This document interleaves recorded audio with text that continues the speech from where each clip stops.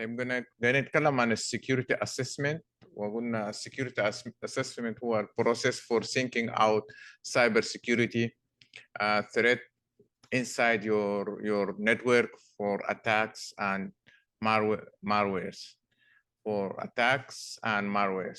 اتكلم عن ال intelligent fusion and threat feeding and advisory and bulletin and طيب. Yeah, exactly. طيب قلنا هنشوف كنا واقفين هنا، هتشوف الجزء ده threat hunter.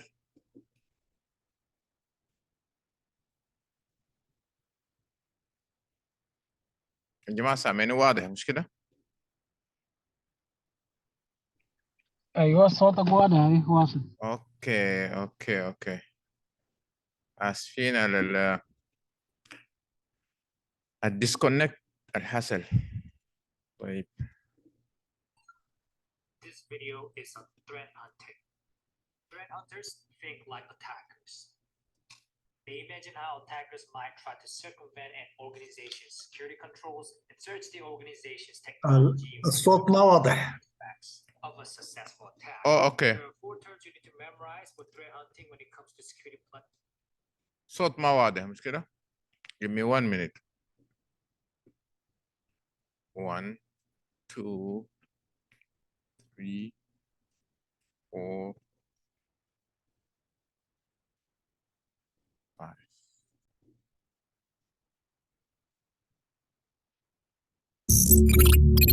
الصوت كيف؟ This video is on threat hunting. واضح؟ Threat hunters think like attackers. كده تمام. They imagine how attackers might try to circumvent an organization's security controls and search the organization's technology infrastructure for artifacts of a successful attack. There are 4 terms you need to memorize for threat hunting when it comes to Security Plus 601 exam: intelligence fusion, threat feeds, advisories and bulletins, and maneuver. Intelligence fusion is a data structure in a way that's easy to interpret for a quick response. It is defined as the convergence of cyber threat intelligence with other security data sources, including fraud and physical security data.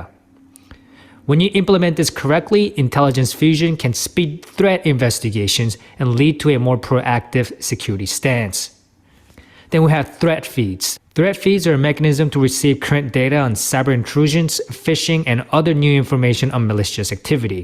Ensure you update with the continuous data streams and compile it with artificial intelligence to provide a proper analysis and gain insights into risks and trends as they occur. Next, we have advisories and bulletins. Bulletins provide weekly summaries of new vulnerabilities. Patch information is provided whenever it's available. A security bulletin is created when an implementation provides a mitigation to a disclosed vulnerability. Lastly, we have maneuver. It is the process of capturing information resources. It is the application of force to capture, disrupt, deny, degrade, destroy, and manipulate computing and information resources in order to achieve a position of advantage in respect to competitors.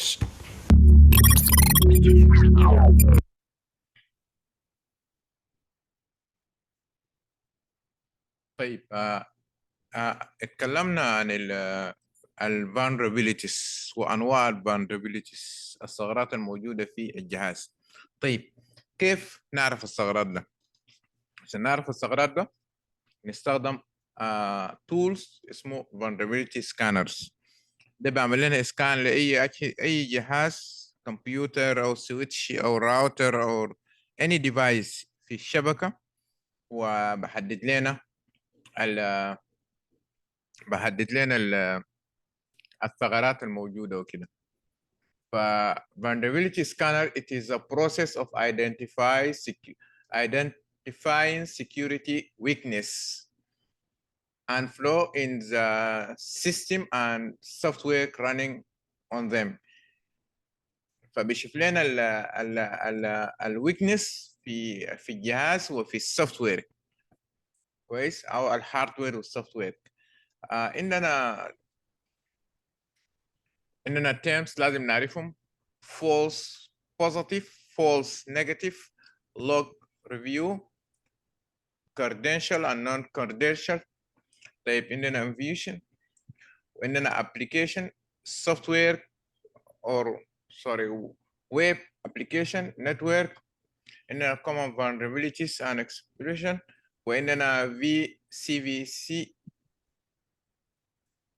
عندنا vulnerability scoring system وعندنا configuration view. طيب إذا قلنا false positive ده كلمة مهمة جدا في السكيورتي. What's false positive؟ أنت عندك جهاز وقاعد تعمل به سكاننج، ممكن مرات يحصل له false positive false positive false negative. كويس. ميوت. اوكي طيب where the scan believes that there is a vulnerabilities but there is physically checked there is not there. أكسيو طوالي for negative when there is a vulnerability but the scanner does not detect it. إذا قال لك false positive معناه بقول لك في خلل او في vulnerabilities لما نعمل سكاننج، ولكن لما نرجع في الاصل ما في. ده بقول له false positive. والفولس نيجاتيف اذا في ثغره والسكاننج ما قرا الثغره اوريدي في ثغره وقال لنا السيستم از اوكي، ده بقول له false positive. This very important terms لازم تعرفهم وتفرقهم بيناتهم الاثنين، لانه لما يجي في سؤال بيكون very confused. فقلنا الفولس بوزيتيف اذا في خلل او في vulnerabilities في الجهاز واحنا عملنا له سكاننج والجهاز طلع لنا انه الجهاز فيه خلل، لما رجعنا لقينا انه الجهاز ما فيه خلل، ده بتسمى false positive. اما false negative اذا كانت في خلل والجهاز عمل تشيك وقال لنا السيستم از اوكي، معناه ده false negative. طيب أيهما أكثر ضرراً؟ for positive or for negative؟ إننا جهاز عملنا سكانينج، إننا vulnerability scan عملنا سكانينج، بعد ذاك طلع علينا مرة الأول for positive والثاني for negative، وعرفنا for positive شنو for negative شنو. أيهما أكثر ضرراً؟ المضر شنو؟ false negative. false negative. why؟ لانه في خلل. اما الاول ده انت فتشته وما لقيت الخلل برغم انه السيستم بيوريك انه في خلل، very لكن good very النتيجه good ما في خلل. very good. لأنه أصلاً ده لو ضربنا مثلا باللايف بتاعنا العادية، مشيت المستشفى شفاكم الله جميعا وكنت مريض انت، وعملوا التيست بالنسبه لك وقال لك يا اخي يو ار اوكي، حاله دي شنو فولس شنو؟ الحاله دي false positive. يا راجل مشيت مستشفى انت مريض وعملوا لك تشيك قال لك انت اوكي. false negative، فولس نيجاتيف. يعني انت عندك مريض وظهرت لك خطأ انه ما مريض. انت اوريدي مريض لكن مشى قال لك انت ما مريض. لكن هنا false positive هنا نيجاتيف مختلف. طيب خليك معي واحد واحد. قلنا في تعريف بتاع false positive when the scanner believes there is a vulnerabilities but physically checks there is not. يعني الجهاز لما فحص لقى انه في خلل لكن اصلا ما في خلل كان في السيستم. اما الفولس نيجاتيف when there is vulnerability في ثغرة كويس but scan does not detect it، يعني ما شافه، قال لك it's okay. طيب لما مشيت المستشفى وانت اصلا مريض معناه في خلل، ولما عملوا تشيك قال لك you are okay، معناه false false، واحد يتم false نيجاتيف. negative. وقلنا الضرر هنا اكبر لانه انت مريض، وقال لك اوكي كم مشيت البيت ممكن يحصل لك مضاعفات، صح؟ طيب اذا مشيت المستشفى انت سليم وبس حاسس زي عندك صداع ولا اي حاجه، ومشيت عملت تشيك اب وقال لك يا اخي انت مريض، مثلا انت عندك كوفيد ورسلوك البيت، هنا في حاله ده بيكون شنو؟ بوزيتيف. فور بوزيتيف، انت اصلا ما عندك لكن قال لك عندك، فهنا الضرر بيكون شنو؟ ضرر اقل، ممكن نفسيا بس انت بتتضرر لكن جسمانيا يو ار اوكي رايت؟ رايت اور رونج؟ متابعين معايا يا جماعه ولا الحكايه ده بقى فيه شويه لخبطه؟ واضحة يا باشمهندس. اوكي جود جود جود جود ثانك يو.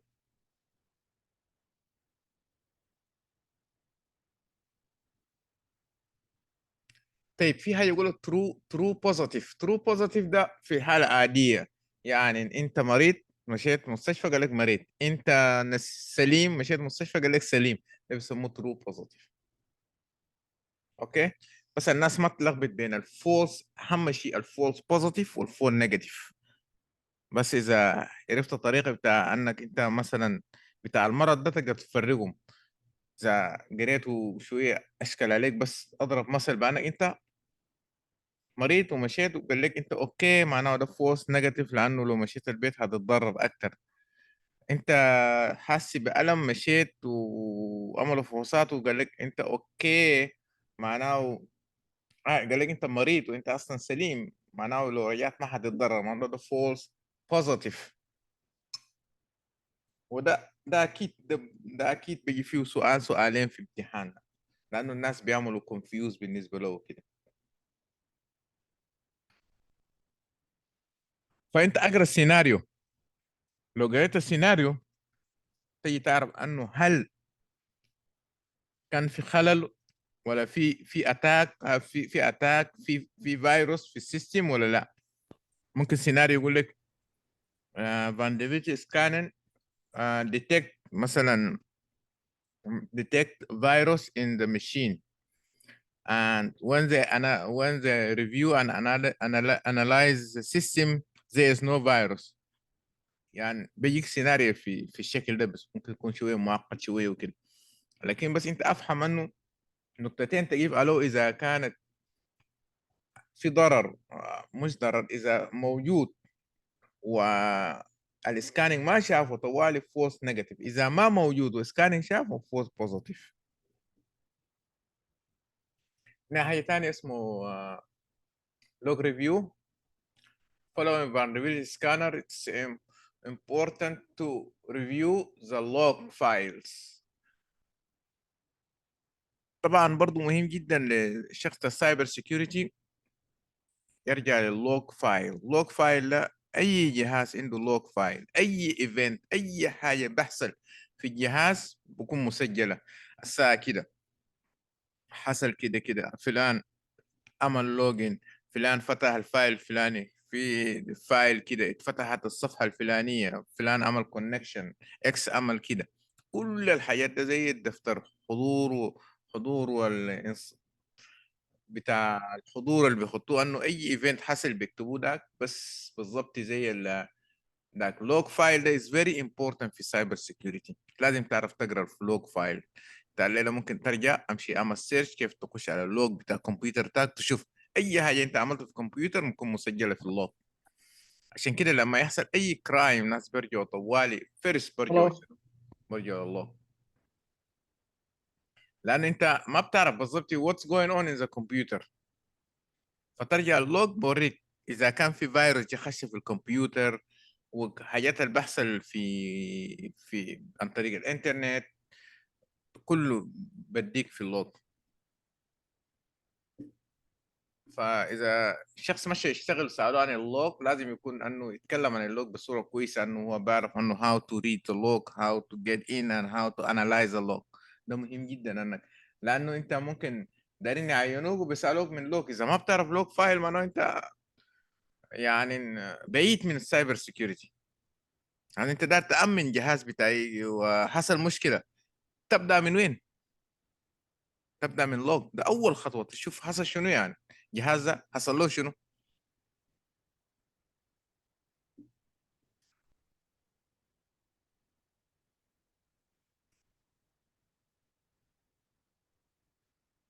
عندنا credential scan وعندنا non credential scan.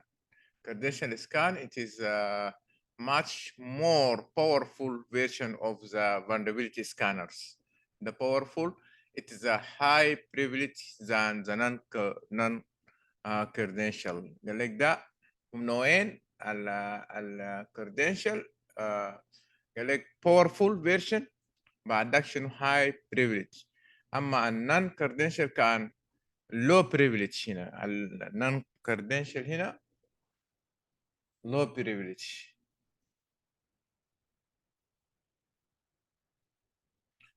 عارفين الكريدنشال معناه شنو؟ مش كده؟ معناه شنو الكريدنشال؟ credentials a sensitive personal information like a password or so on. في سؤال عنده تعريف ثاني؟ محمود. الكريدنشال الاوثوريتي، انك انت مظبوط، الاوثوريتي. اي الاوثوريتي يس. بالعربي بيقول له التصديق، مش كده؟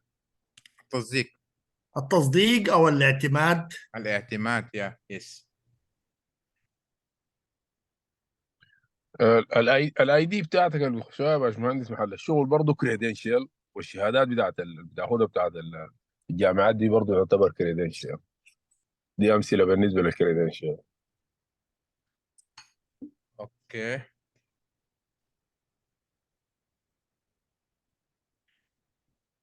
يعني البادج بتاعتك حسب ايه داخل بيها دي كريدنشال. الباتش بتاعك مش كده؟ البادج بتاعتك والشهادات بتاعتك كلها دي كريدنشال، دي اكزامبل للكريدنشال. طيب عندنا non intrusive scanner و intrusive scanners that are pass and more report vulnerability. They does not cause damage to the system. الثانية بعمل damage للسيستم. عشان كده لما دايرين نعمل النوعية الأول ده ده عادي ممكن نعمله في برودكشن. أنا لما نقول برودكشن معناه إنتاج معناه، لكن لما نيجي نتكلم في الاي تي لما نقول في البرودكشن معناه في الشبكة الشغالة. مثلا عندك سيستم شغال وانت بتشتغل في السيستم الشغال، عندك دار تعمل سكاننج وكده. طبعا لما تكون شغال او دار تعمل اي حاجه في سيستم شغال you have to be very careful، لانه ممكن تعمل السيستم داون. عشان كده حاجات كتيره انت ما بتشتغلوا في برودكشن. لما نيجي نقول برودكشن في الاي تي معناه ما بنشتغلوا لايف كويس. نفس السيستم بتاعنا بيسموه ساند بوكس، نفس السيستم بتاعنا نشتغل به. اذا عندنا شبكه نفصله ونشتغل فيه ونتاكد انه everything's اوكي. مثلا دايرين نعمل ابديت ابجريد، وبعد ذاك اذا لقينا everything's اوكي بعد ذاك نرجعه في السيستم. لانه انت ممكن تجيب ابديت وتوالي تعمله في برودكشن لايف، ممكن يوقف السيستم كله. واكبر جريمه طبعا انك انت كمهندس ولا بتاع سايبر سيكيورتي تعمل شت داون للسيستم. ده اكبر مصيبه. يعني بقول لك خليه بمصايبه، لكن ما تعملوا داون، ما تموتوا كويس. فعشان كده اي حاجه ممكن يعمل سيستم داون يعني تقوم تفصله وتشتغل. تفصله ما معناه فيزيكال، تقوم تفصل الاجهزه، تقوم تعمله ديسيبلز، ما فيزيكال. تقدر تعمل disable للسكشن معين وتشتغل فيه وتتاكد تعمل له تيست اوكي، بعد ذاك تقوم تعمل له بوش لل للحاجه اللي انت داير تعمله. ففي الشركات الكبيره يعني لو في اي حاجه دايرين يحصل اي حاجه تغيير، بحصل مثلا 4 صباحا 5 صباحا، وبعد ذاك بختاروا الناس قبل اسبوع، مش قبل اسبوعين، بيقولوا يوم مثلا يوم السبت الجاي من 4 صباحا، اذا ناس بيشتغلوا 8 بيقول لك من 4 صباحا ل6 صباحا السيستم بتاعنا فيه ابديت وكده، يعني ربما يكون السيستم داون كويس. فبقوموا بختاروا الناس بالمستوى ده، بعد ذاك بكون في ساعة انه يتأكدوا انه everything is good قبل ما الموظفين يجوا.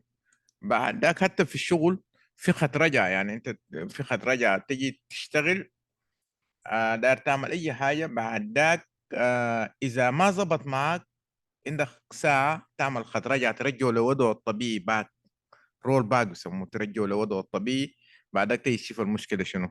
ما تكون عندك مشكلة وما يتحلت لحد ما الناس يجوا، بعد ذاك بكون الناس دايرين يشتغلوا شغلهم، يعني بتحصل شنو وكده. فده لما نيجي نتكلم عن الاسكاننج، فالاسكاننج بيتم مثلا، الاسكاننج طبعا ما بيكون مانوال لانه ممكن يكون عندك 1000 2000 جهاز مركب في كمبيوترات. فالاسكاننج ممكن ما يكون ما بيكون نهار، بيكون مثلا اوتوماتيك، تقوم تبرمجه، اي تجهز اي حاجه تبرمجه، تقول له الساعه 2 صباحا لحد 3 صباحا تعمل تدي الاجهزه بتاعك يعمل لك اسكاننج، لانه عمل الاسكاننج برضو ما بيكون في ترافيك في الشبكه، وممكن الشبكه يكون بطيئه وكده. فديما الاسكاننج بيكون في اوقات ما في اوقات الشغل. اسكاننج معناه انت بتقوم تراجع كل السكيورتي بتاع الاجهزه دي، الكونفيجريشن، تشوف انه فيه ثغرات ولا ما فيه ثغرات وكده. طيب بعد ذاك الثغرات ذاته في هاي وفي ميديوم وفي لو.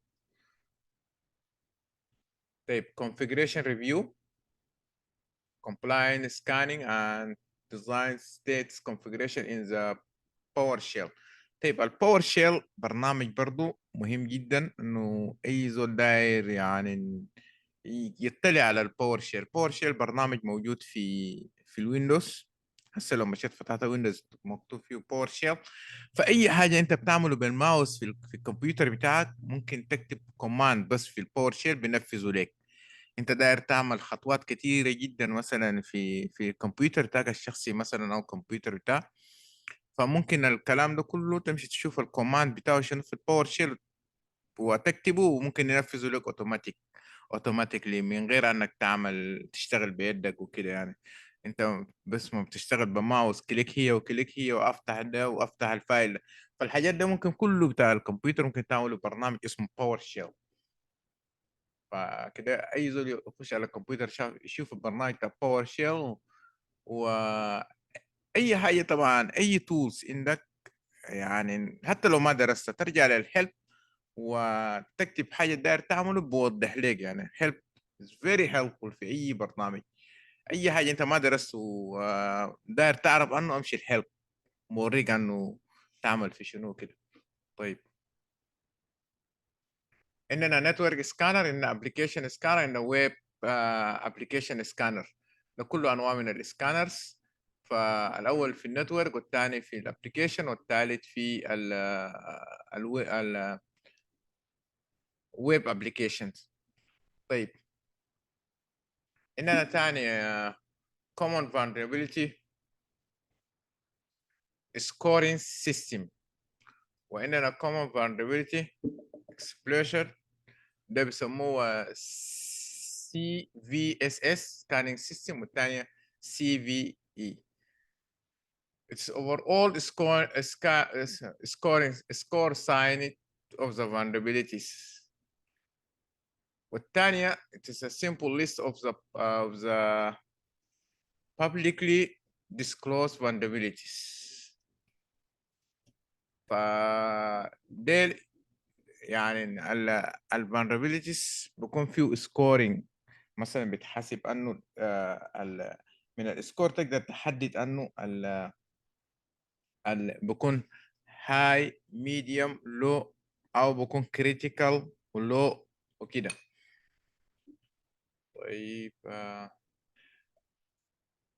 عندنا تاني Security Information and Event Management SIEM، وده برضو من التولز المهمة جدا، وحنيجي في البروجكت لما نشتغل في البروجكت ده هنشتغل فيه، وأي شخص بيشتغل في السايبر سيكيورتي لازم يعرف برضو ده حاجة تانية برا من الفولنربيليتيز، لازم يعرف ال SIME، وده غالبا في الانترفيو بسألوك بقول لك يا أخي أنت اشتغلت في SIEM، معناه ده شنو؟ ده جهاز أو تولز بديك شنو؟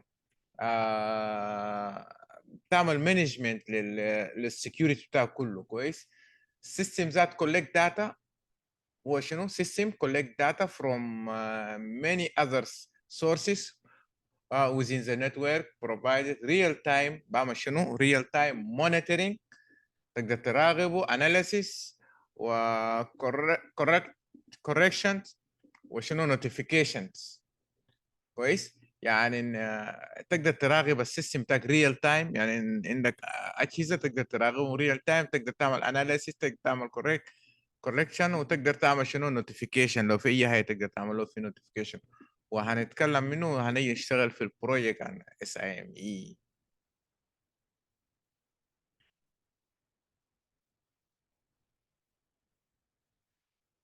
ده ال SIME بديك ال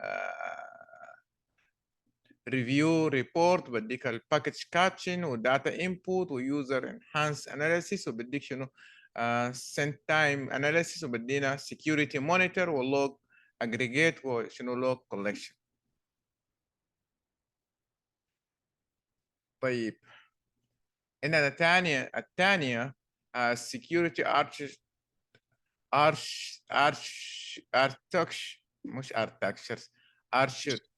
الكلمه ده بيقولوا شنو يا جماعه؟ اوركسترايزيشن، اوركسترا، يا من اوركسترا، اوركسترايزيشن كويس. اوركستريشن، اوكي. اوتوميشنز اند ريبورت، ده اختصاره SORA، وده شنو سنترايز، بعمل شنو بعمل اليرت وبعمل ريبورت، بعمل اليرت والريبورت للشبكه لو في اي مشكله وكده. طيب نيجي نشوف الكلام ده بتفصيل شويه.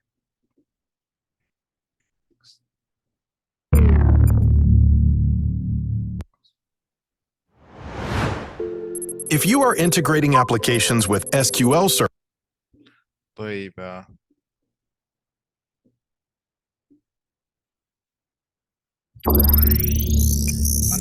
scanners.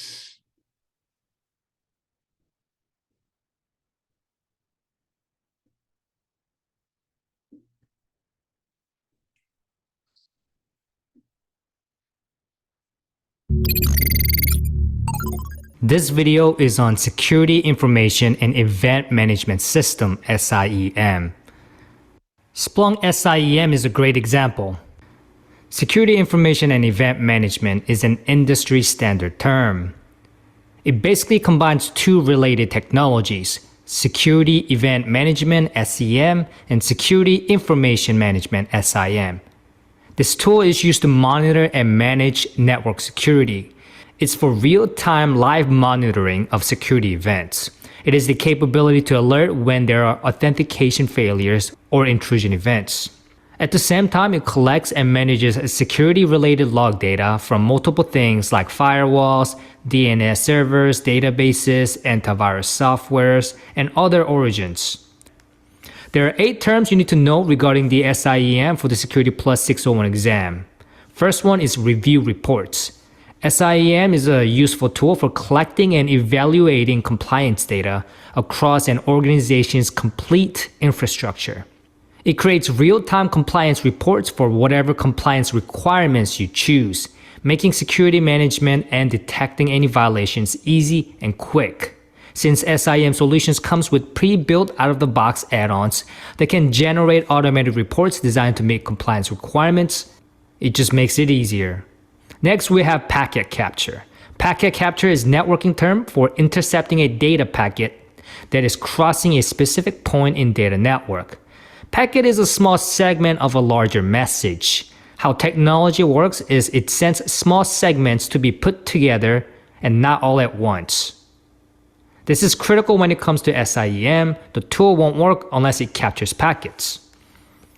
Next, we have data inputs. SIEM gathers data from antivirus events, firewall logs, and other locations. It sorts it into a category like malware activity or number of failed logins. Next, we have user behavior analysis and sentiment analysis. It collects data and provides analysis on user accounts, user identities, IP addresses, or hosts. It utilizes various analytic algorithms to create new insight from the data and identify outliers. Sentiment analysis is the same thing as user behavior, but sentiment analysis studies human emotions present within the data. Next, we have security management. SIEM helps detect, mitigate, and prevent data breaches. It can track things like unauthorized accesses or access attempts. It also watches out for privilege escalations in user accounts and any changes to data made by those accounts. Next, we have log aggregation. This is collecting data from multiple sources and compiling it into a single database. Applications, networks, securities, servers, and much more. More data you have, more you need to configure and know how to utilize data. Log aggregation is useful because it allows you to consolidate data to get a holistic view in order to avoid missing important events. Lastly, we have log collectors. A log collector contains a log file which contains record of events that occurred in an operating system, applications, or other various sources. It's basically a documented trail of all communications to and from each source. You could use the file to investigate and assess the source of assault as well as impact on the IT infrastructure.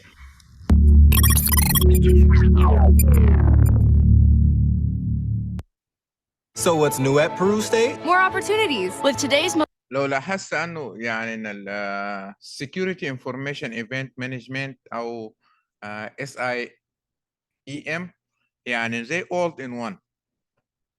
بيجمع كل الايفنت من اللوج فايل من الاجهزه، وبعد ذاك كلهم بديك في عندك تولز واحد، وانت بتقدر تعمل مونيتورنج، تقدر تعمل انالايز، تقدر تعمل نوتيفيكيشن منه كده. فده يعني انت ممكن تشتغل، بس ممكن يكون شغلك بس في السايبر سيكيورتي في السيستم بتاع SIME، لأن أنت بتقعد في الجهاز وبتقدر تراقب كل الأجهزة اللي عندك من ناحية السكيورتي وكل الإيفنت لايف تايم، يعني لايف تايم.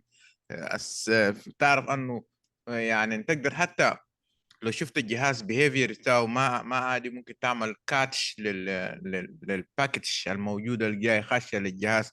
إذا الجهاز فيه ترافيك كتير، إذا الجهاز طالع منه ترافيك كتير، كل الحاجات دي انت تقدر تقيمه كده. فنيجي نشتغل فيه ان شاء الله، يعني very tools ظريف جدا وممتع كمان، شغله ممتع. يعني انت بتشوف كأنك قاعد تشوف المدينة بتاع النتورك كلها من فوق، وتحدد الحاجة اللي بحصل فيه من ناحية من ناحية بتاع السكيورتي وكده. طيب نشوف الجزء الأول، احنا ماشي الجزء الثاني. اوكي.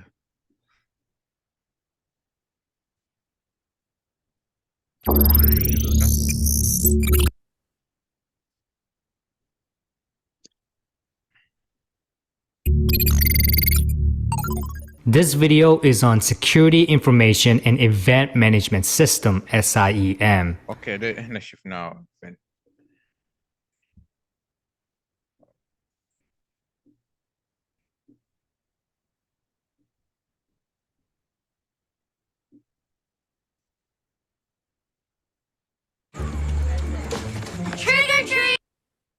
Okay, this one. The migration crisis, the freshwater crisis, the climate crisis. Quantum computing can help with many problems the world is facing.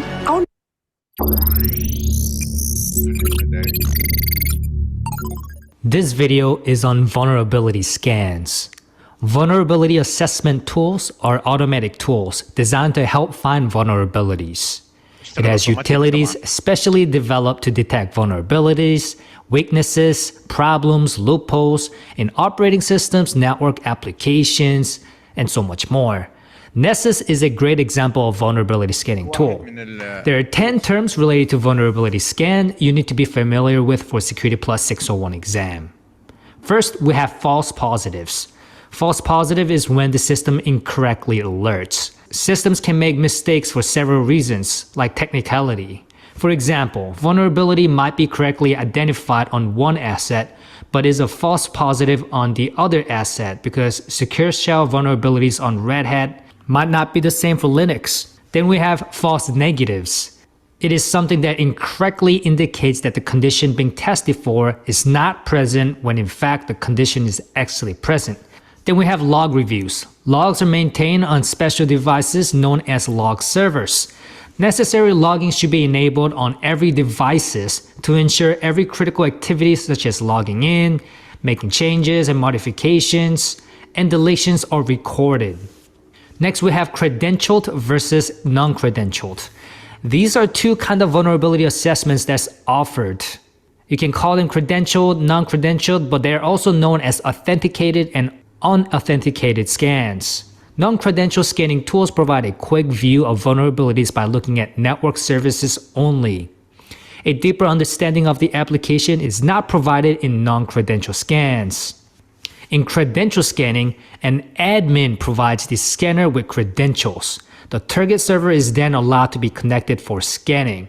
The accuracy over non-credential alternatives is improved significantly. Next, we have intrusive versus non-intrusive. A vulnerability scanner can perform an intrusive versus non-intrusive test. An intrusive test attempts to exploit a vulnerability that can cause the remote target to crash or change. A non-intrusive test attempts to avoid causing any sort of harm to the target. Intrusive tests are usually more accurate, but they cannot be done in a production environment. Next three are basically an audit: application, web application, and network.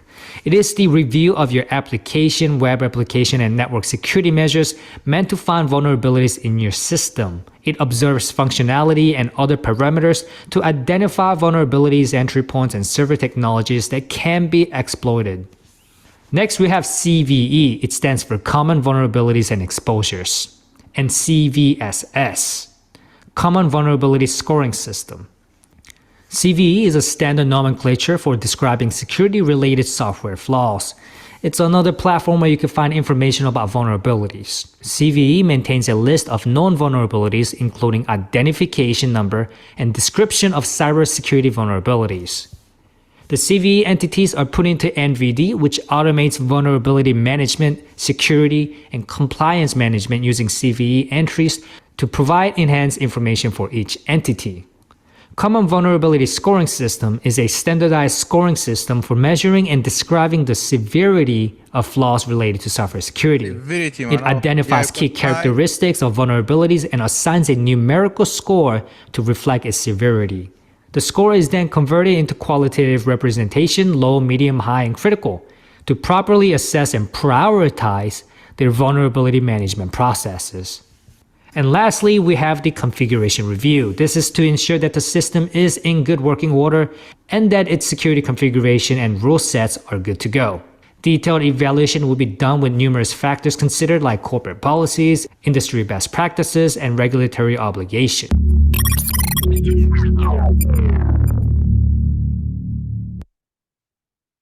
They do the incredible. اوكي كده احنا خلصنا ال vulnerability scanners وقلنا اننا في project بعد ما نخلص وال security information and event management ده جهازين مهمة جدا. وطبعا مثال له بتاع ال vulnerability scanner قلنا في ناسا وفي تاني ايكاس بيستخدموه الجفرمنت والناسا بيستعملوه الشركات العادية وكده، هنيجي نتكلم عنه هنشتغل فيه طيب ناخد بريك، معلش جرينا شوية، ناخد بريك ونرجع بعد البريك نخش في الجزء الأخير، هو ال ventilation testing.